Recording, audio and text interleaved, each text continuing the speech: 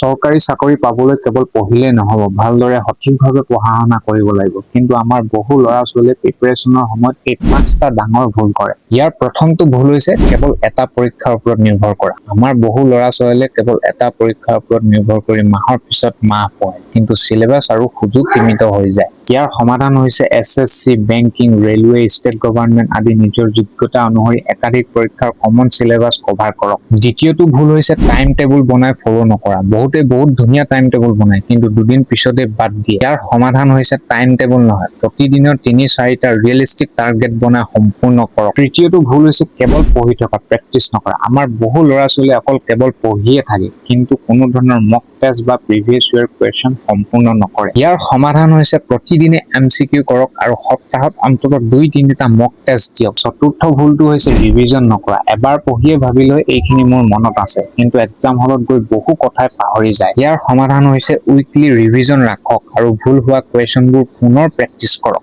একেবাৰে শেষৰটো ভুল হৈছে ছচিয়েল মিডিয়া আৰু ডিষ্ট্ৰেকশ্যনত সময় নষ্ট কৰা। 5 মিনিট সময় ইনষ্টাগ্ৰাম চাওঁ বুলি বহি ল'ব, কেতিয়া 1-2 ঘণ্টা পাৰ হৈ যায় গমেই নাপায়। ইয়াৰ সমাধান কি? সমাধান হৈছে পঢ়াৰ সময়ত আপুনি ফোনটো দূৰত ৰাখক আৰু ছচিয়েল মিডিয়াৰ বাবে এটা নিৰ্দিষ্ট ফিক্স টাইম নিৰ্ধাৰণ কৰক, যে মই এইটো টাইমতহে ছচিয়েল মিডিয়া চলাম, বাকী টাইমখিনি মই পঢ়িম, ভালদৰে পঢ়া-শুনা কৰিম, কোনো ধৰণৰ মোবাইল বা ছচিয়েল মিডিয়া মই ব্যৱহাৰ নকৰোঁ। মনত ৰাখিব, চৰকাৰী চাকৰি প্ৰিপাৰেচনত সফল হ'বলৈ হাৰ্ড ৱৰ্ক নহয়, স্মাৰ্ট ৱৰ্ক লগতে কনচিষ্টেঞ্চি আৰু প্ৰেক্টিচ আটাইতকৈ গুৰুত্বপূৰ্ণ। আপুনি যদি এই ভুলবোৰ এৰি নিয়মিতভাৱে প্ৰস্তুতি চলায়, তেন্তে আপোনাৰ চৰকাৰী চাকৰি সপোন বাস্তৱ হোৱাৰ সম্ভাৱনা বহুগুণে বৃদ্ধি পাব।